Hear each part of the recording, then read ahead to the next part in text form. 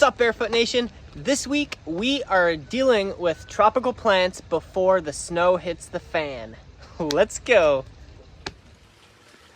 Alright guys, so as you can see, I have quite a few tropical plants that I will be overwintering here. Some plants like this Zingiber white feather, they senesce naturally, so they will basically, their stems are going to just fully callus or section themselves off, and they do that just like slowly, so you don't want to cut those.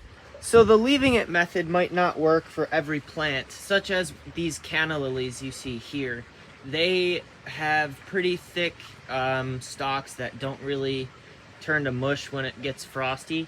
So having a tool such as this K-bar kukri here, this is going to be a super helpful tool to basically take the cannas and, you know, basically just chop and drop all this material to the ground, because in my opinion, one of the worst things you can do, unless there's a pest or disease issue, cut down the plants and haul away all that what would be mulch or food for worms, or, you know, what have you. All of this growth that you see up top here that the cannas have put out this year has pulled stuff out of the soil, and by doing a chop and drop and putting that back to the, giving that back what the plant took, is just the best way to recycle and be not just sustainable, but, like, you know, it's better than sustainable. Basically what I mean when I say chop and drop, it is literally just that. So these leaf pieces here are from this inset banana, and even middle of the summer when they, you know, are when they have a leaf that yellows out or starts to really separate from the base of the trunk, you can see a fresh cut mark there. I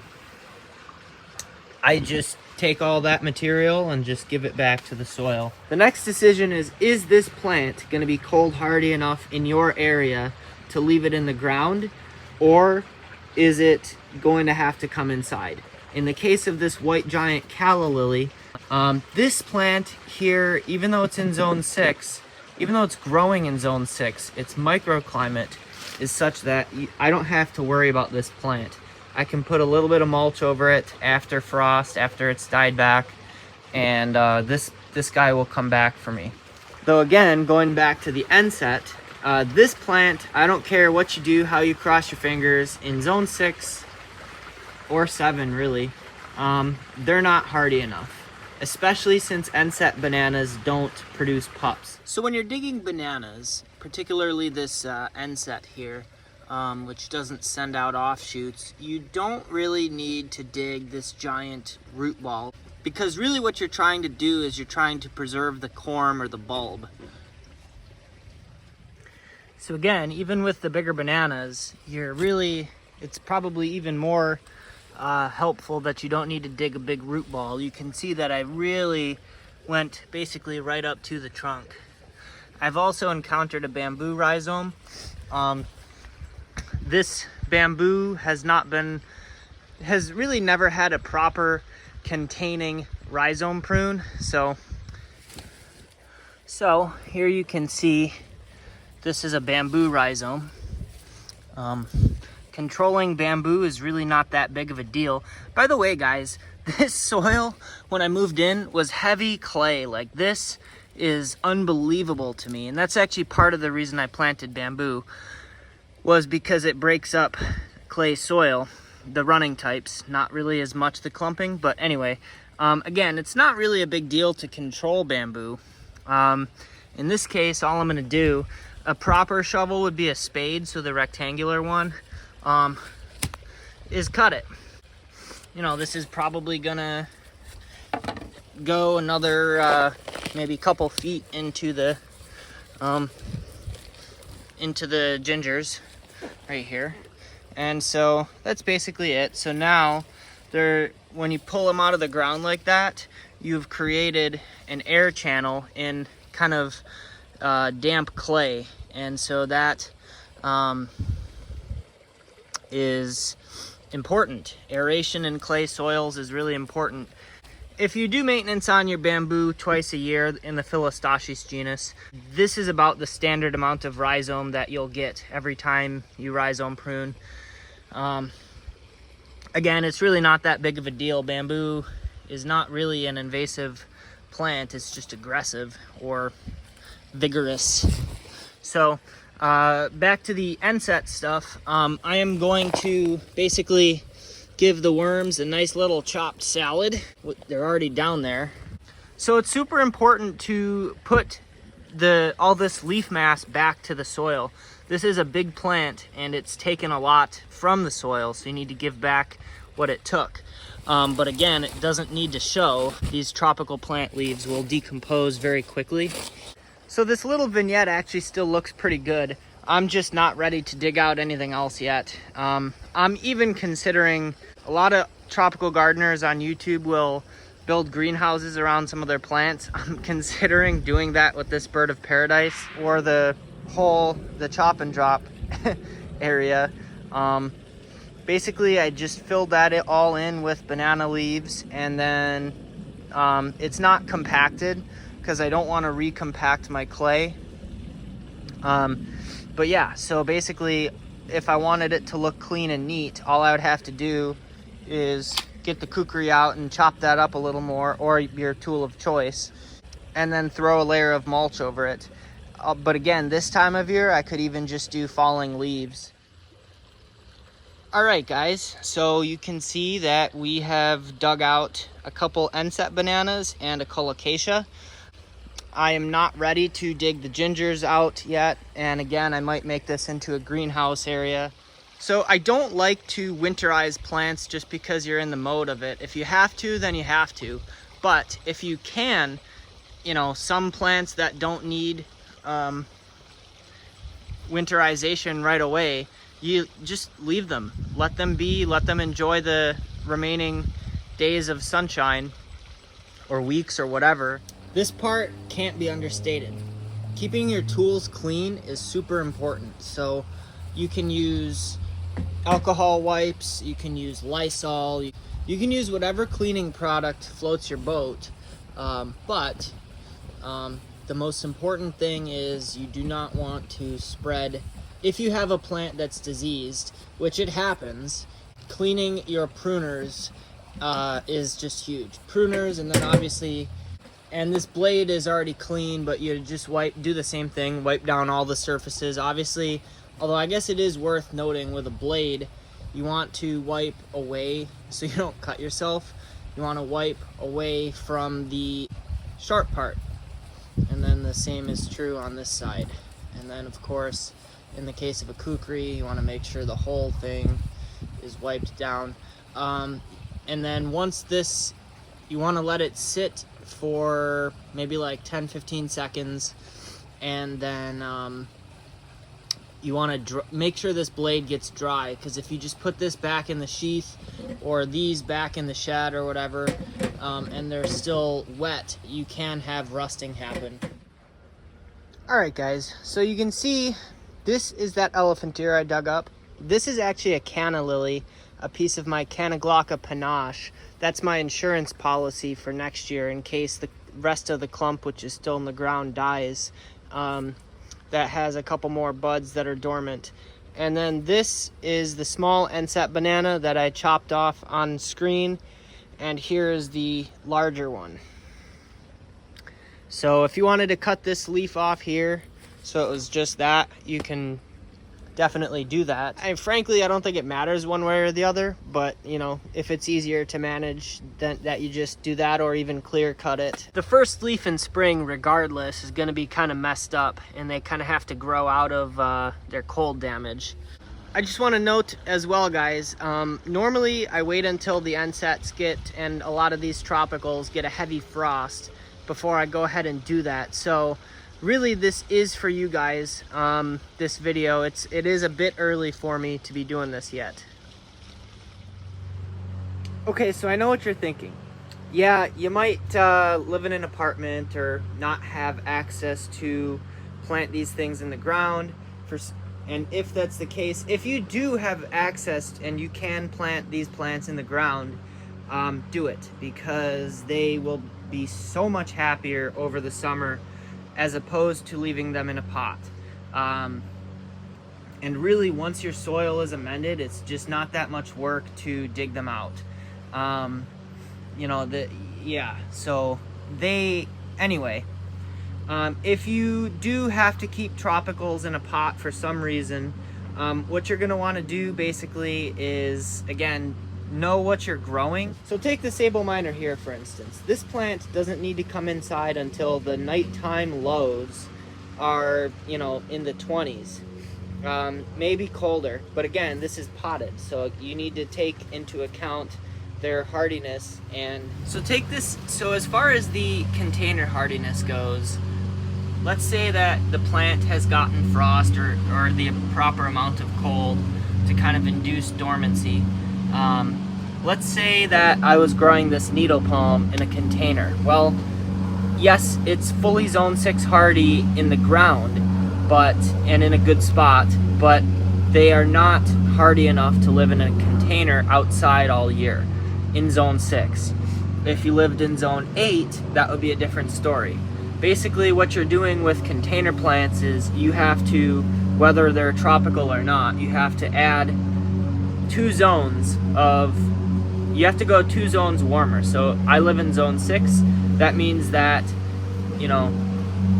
plants have to be cold hardy to zone 4, maybe even zone 3, in order to fully live through the winter in a container outside all year.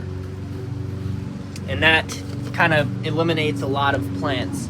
So it's kind of also too, it helps just to watch your plants and see, like, okay, so like this containerized elephant ear here never made it into the ground this year, so I guess I contradicted myself a bit.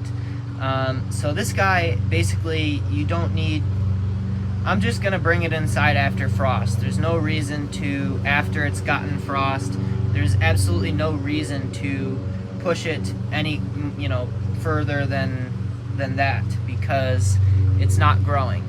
And then once it's inside, I'm gonna keep it in a cool place. I have an attic, never really during the winter gets above 45, 50, and rarely goes below frost unless it's really cold outside.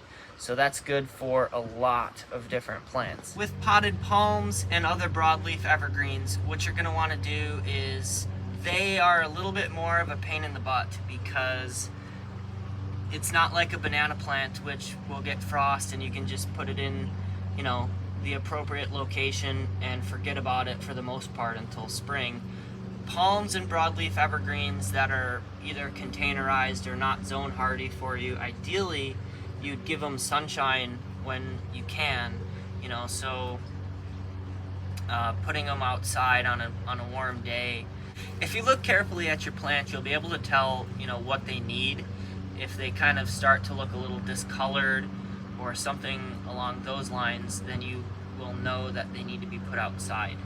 Another thing I want to mention too is, check out this Japanese maple here.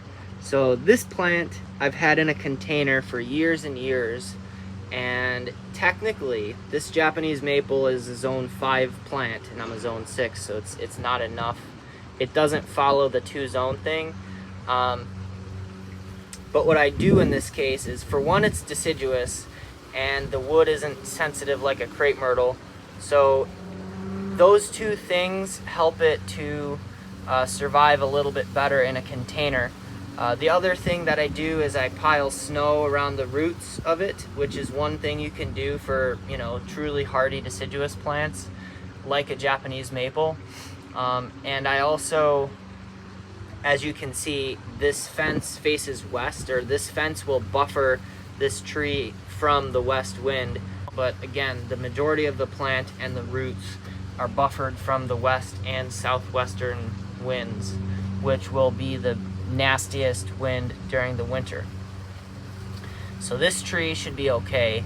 And if I was really worried, if I saw like negative temperatures in the forecast, I'd probably dig a hole and heal that pot in the ground. Broadleaf evergreens that are in the ground and hardy to your zone, such as this Bracken's Brown Beauty, Magnolia, and the Skip Laurel here, these plants planted in a good location, if you wanted to spray an anti-transpirant on their leaves of like the laurel, you could do that. That will help.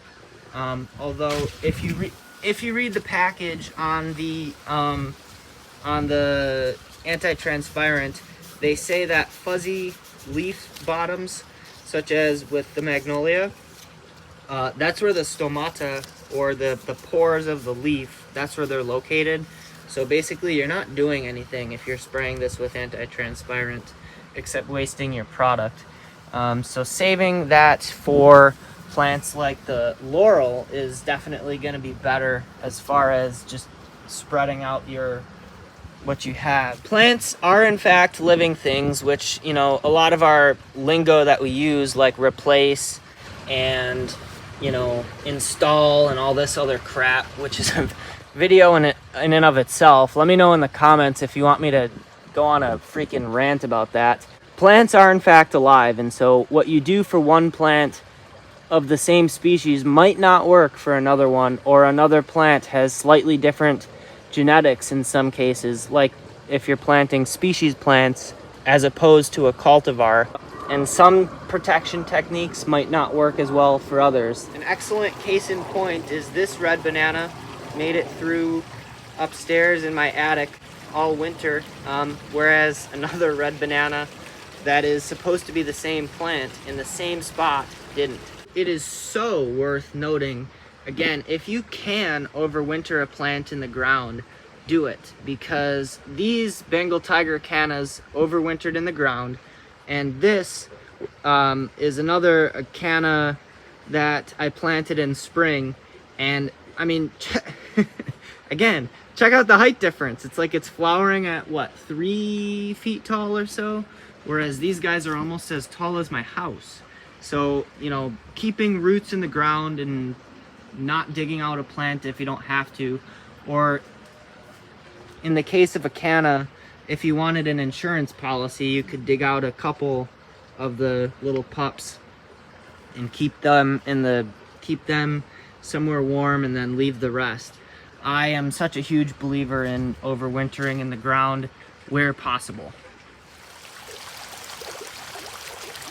Something else that you might consider when talking about tropical plants or possibly non-zone hardy plants would be the plant itself doesn't survive, but the plant has seed that can make it through the winter in your area. Case in point for me are these Verbena bonariensis. What I'm going to do is, because I absolutely love them where they are, after frost or after the flowers are done, I'm going to chop and drop all these seeds so that they stay in this area and don't blow, you know, to who knows where next year, even though they will do that to some degree. So another thing to consider is, do you bring in some plants at all? This mandevilla is a very commonly available plant, and it wouldn't break my heart if I couldn't get it next year, even though it was absolutely stunning how it's just totally just eaten the whole post. And yeah, like, you know, but at the last minute I might end up digging it out of the pot, but it's probably going to do more damage to the plant than good. So I did enjoy it, but it's probably not coming inside. Another great example of a plant that usually doesn't come inside is water hyacinth and water lettuce. Now, water lettuce, for some crazy reason, will overwinter better than hyacinth. So like, I actually have brought in a couple water lettuce and put them in my fish tank, and that has so far worked out really well. Water hyacinth, these are fantastic in your compost. They are super nutritious. You actually can eat water hyacinth if you're not putting all sorts of nasty crap in your pond, if you're so inclined. Apparently it's good with olive oil and butter, but so is everything. Anyway, water hyacinth is great for your compost. I also will just feed these to my turtles. So another category of plants that, of tropicals that you would need to consider for winterizing would be this Heliconia shediana, or any pot that you have that's too big to move inside. You can actually just dig this plant out of the container, and then I leave the pot outside because it's big and awkward to move and kind of a nice little sculptural piece over the winter. This Heliconia will get dug out. The palladiums probably, the bulbs probably will get dug out. I'm not sure about the salvia. Like it's a tropical sage, so it's not fully hardy. So I don't know at this point if I will save that or maybe take cuttings of that, which cuttings is another thing you can do, is the plant would die but you propagate it. Which I think is technically illegal for a lot of plants because, you know, growers want you to buy them every spring. But I have to say, it is such a shame that, you know, when you grow tropicals and annuals, that this time of year comes around, because, I mean, again, just look at this container. It's just absolutely stunningly gorgeous. The salvia have really flushed back out with some nice giant bloom stalks. Actually, I swear these autumn bloom stalks are bigger than the ones that they were putting out over the summer. Like, what's up with that? And the hummingbirds just go nuts for these salvias. And so kind of on that note, generally I do wait until I absolutely have to pull these containers apart. So I'm going to be doing a different video on how to overwinter different tropicals and plants in the ground. This video primarily was focusing on potted plants that were in the ground that had to get dug up. So anyways, guys, I hope that you enjoyed the video. Happy fall, y'all. You guys can see what I actually don't mind fall, but I hate winter. So anyways, guys, drop a comment down below what you learned, or tell me a random fact. Tell me what you're growing. I want to hear. If you like this video, be sure to drop it a big ol' thumbs up. It helps the channel, really does. And then, of course, if you want to see more content just like this, whether it's water features, tropicals, bamboo, unique plants, just all things green and growing, horticulture, most things green and growing in horticulture, hit that subscribe button and the bell. And yeah, all right, guys, see you on the next one. Thanks for watching.